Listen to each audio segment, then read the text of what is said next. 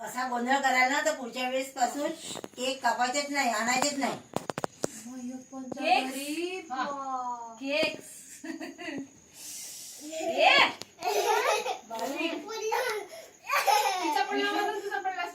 एक गोष्ट तीनदा करते, 20 मिनिट तीनदा करते.